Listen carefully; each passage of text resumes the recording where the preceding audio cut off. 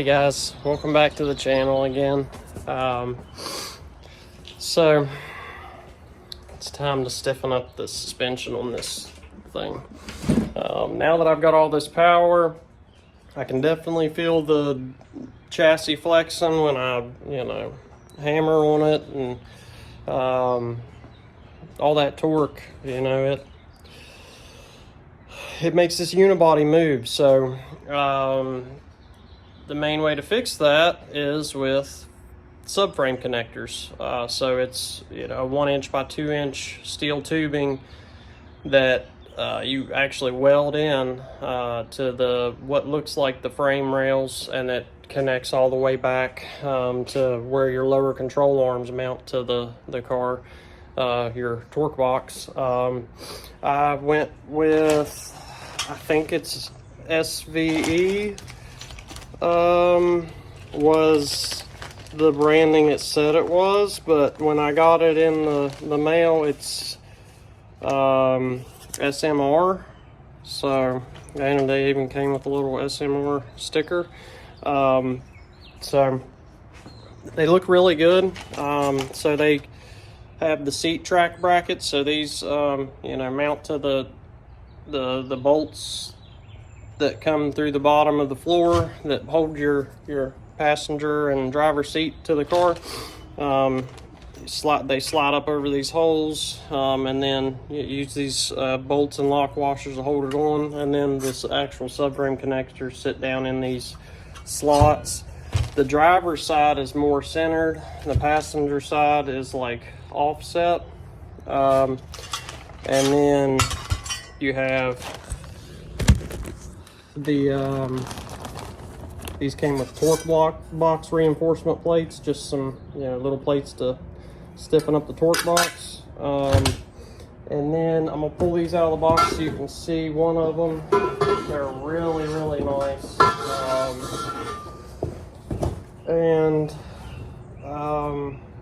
The instructions show you have to add a reinforcement plate after you bend it, but it looks to me like these were already bent and then they already welded in the reinforcement plates. But this is the driver's side one. The tab sits on the inside of the frame rail, and then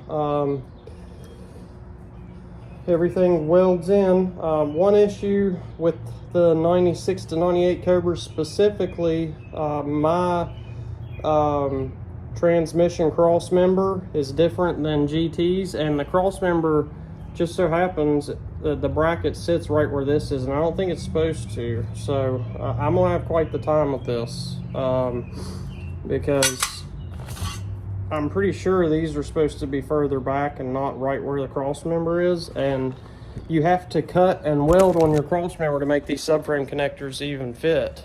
I'll show you real quick what I mean. Right here is where this bracket mounts, the cross member mounts to the car, and you can see there's some ears right here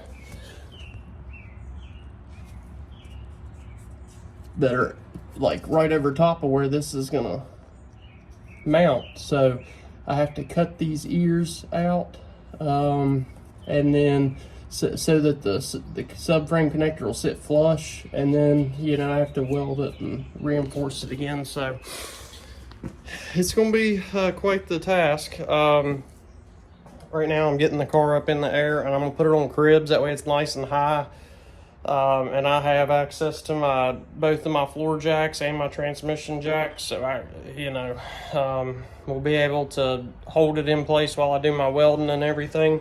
Oh, by the way, I painted my Cobra wheels. They were dingy and curb scarred and stuff.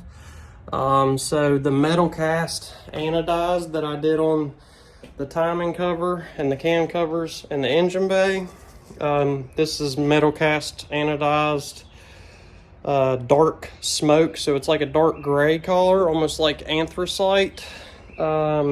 It looks almost black in the garage here, but when it's out in the sun, it's like a really dark gray. I really like the look. I've only painted the front so far. I still got to pull the back off and paint the backs.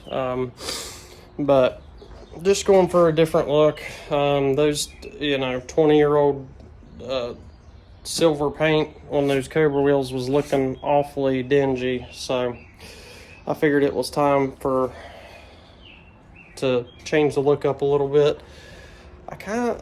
I sprayed them with Ignot silver first, and I kind of like the way they look just with fresh silver, so I may end up reverting back to the silver if I don't like this, because I don't really like darker colored wheels, but I think I'm gonna like this, so we'll see. But back to the subframes. I'm gonna get them on today, hopefully this evening.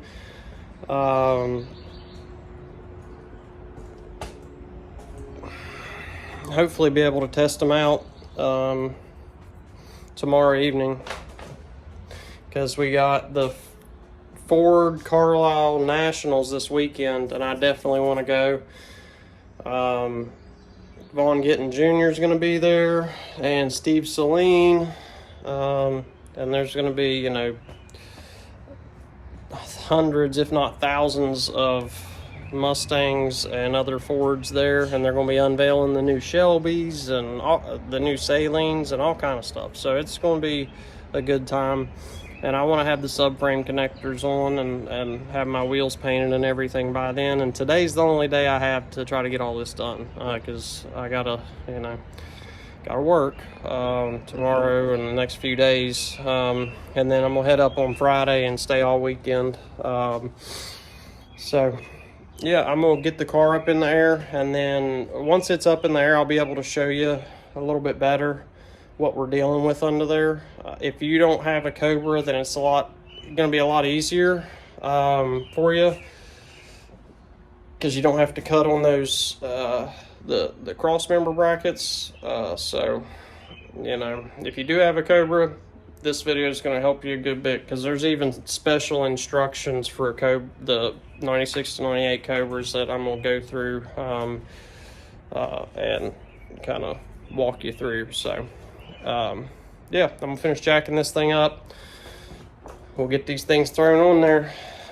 Hopefully it's not as hard as what I think it's going to be. So okay, so I've started test fitting the passenger side. As you can see, I ran into some fitment problems. Where they put these tabs is exactly where the 96 to 98 Cobra transmission bracket mounts. I don't know why they would add that when they know you have to cut around it. Why would they put them tabs right on top of it?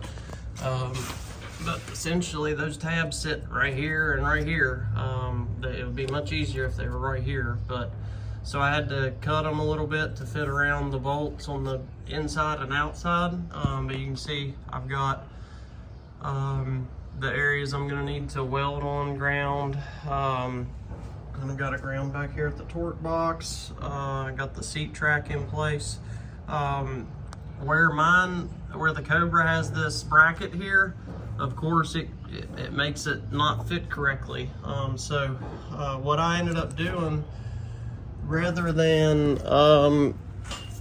dealing with trying to get a hydraulic press, I just jacked the front of it up into place with a floor jack and got it where it needed to be, and then just jacked the back of it up into place, and it fit perfect. So that's how I'm going to install them.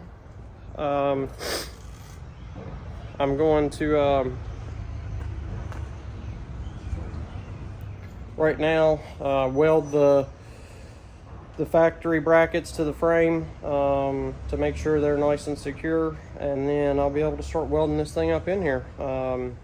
It's not as bad as what it seems, but if you have a Cobra, it kind of is. It just, the placement of these ears was really poor on SVE's part.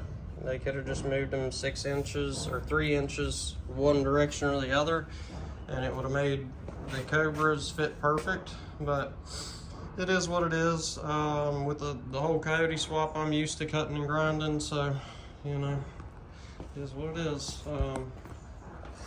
Painting my wheels, smoke color, I kind of like it.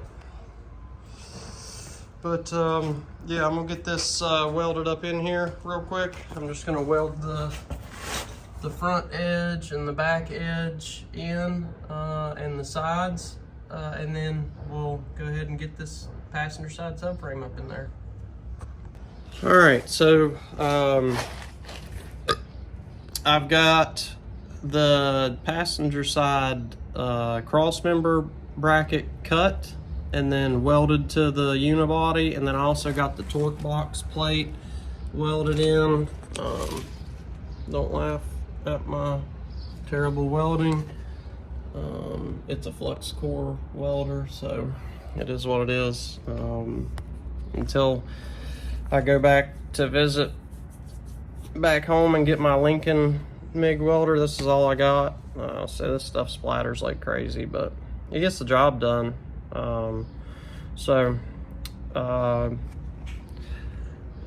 Now I got everything grinded. I'm about to put the passenger side up in there and start welding it in.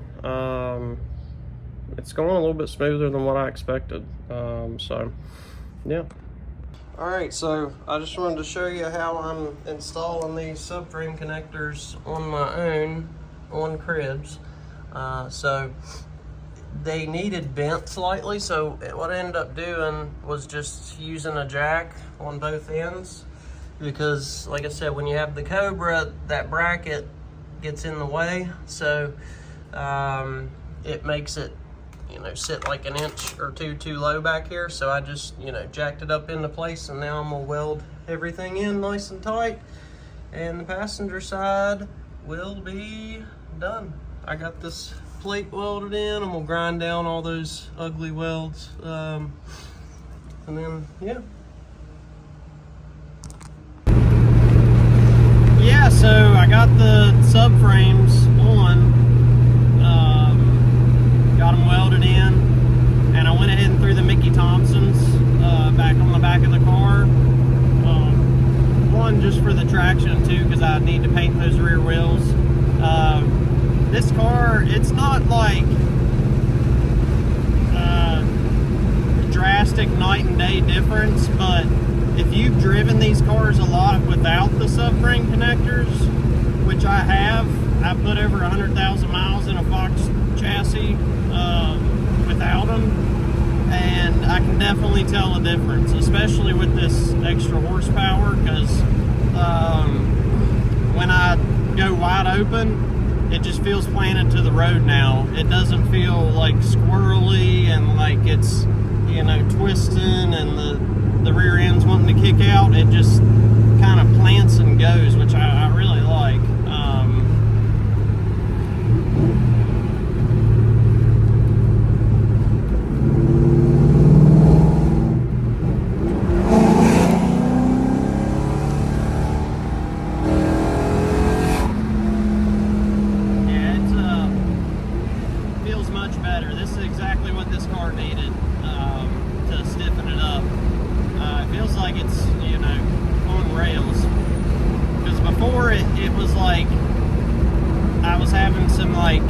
Road locking issues. It felt like the car was kind of floating, you know, like the bump steer feel, like, you know, you bump it one way and it kind of floats. That has mostly went away, so that's really nice. It almost feels more planted like my old S197 5.0 felt.